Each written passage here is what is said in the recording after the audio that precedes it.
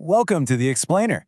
Today, we're going to dig into a really surprising link between a basic law of physics and an ancient spiritual principle that has, believe it or not, shaped history for thousands of years. It sounds a little out there, but trust me, this could change how you see pretty much everything. So, let's start with a kind of weird question. What does a simple high five have to do with the grand story of ancient history? It sounds like a joke, right? But the answer actually uncovers this powerful, hidden rule that governs, well, both of them. Stick with me, it's all going to connect. Okay, you've probably heard this one before, maybe in a high school science class. It's Newton's third law of motion. And look, this isn't a suggestion. It's a fundamental rule of how our universe is put together. It's why rockets can even get off the ground. To put it really simply, every single push has a partner. You know when you give someone a high five and your hand stings a little? That's the pushback from their hand hitting yours. Or think about this, if you punch a wall, which please don't, the wall literally punches your hand back with the exact same amount of force. Force never works alone. There's always an equal and opposite pushback. Now this is where it gets really interesting. Let's take that same idea of pushback and jump from the world of physics into the world of ancient history and prophecy. What if we could find a similar principle playing out over centuries, a kind of spiritual pushback, if you will? So, to explore this, we're turning to the ancient book of Isaiah. It introduces this idea that works with a surprisingly similar logic to Newton's law. For our explainer today, we're going to call it the remnant theorem.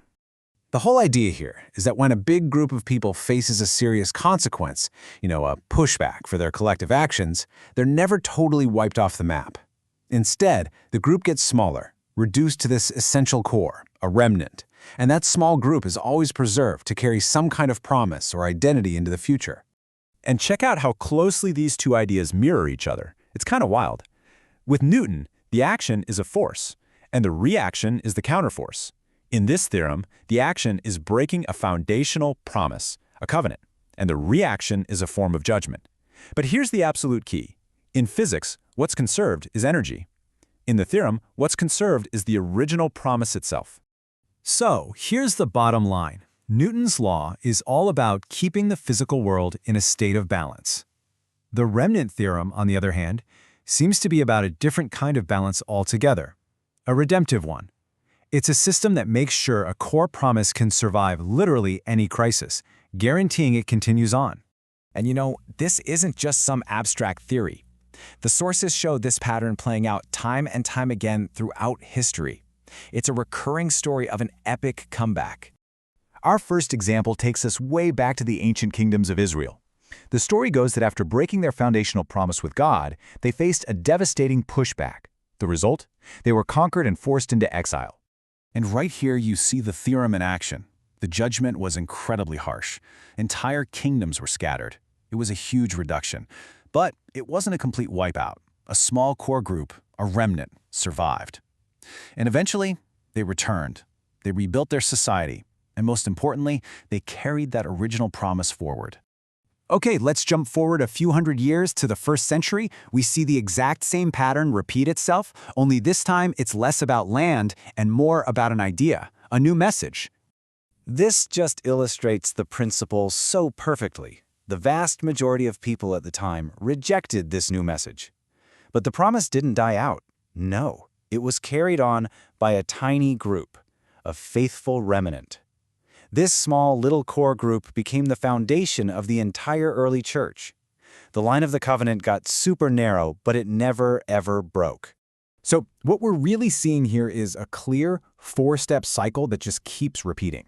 It kicks off with a crisis, which leads to a severe pushback or judgment. Then, out of that fire, a surviving core group emerges, the remnant. And finally, that remnant is what leads to restoration. It's this powerful cycle of reduction and then renewal.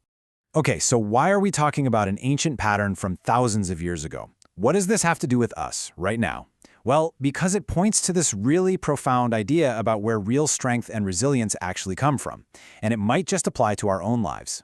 Look, this isn't just about those two big historical events.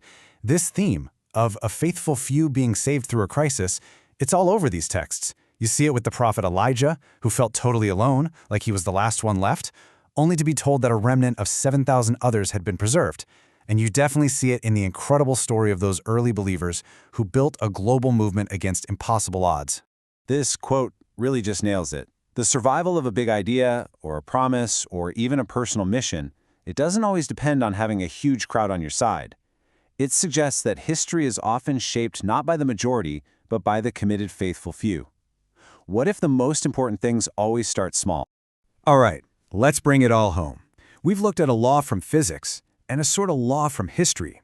What is the one big idea that ties them both together? The central lesson from this whole remnant theorem is this. No matter how big the crisis, no matter how intense the pushback, a small, essential core is always protected to carry the promise forward. It's basically a principle of unstoppable continuation.